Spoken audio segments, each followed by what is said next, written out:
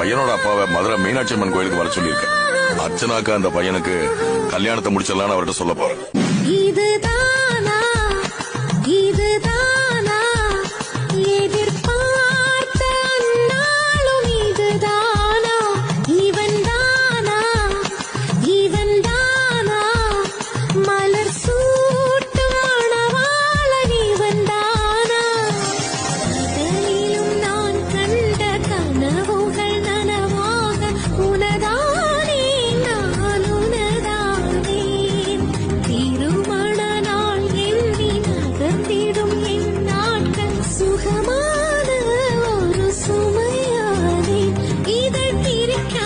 இவனை விட உன் பிள்ளைக்கு பொருத்தமா வேற எவனும் இருக்க மாட்டான்.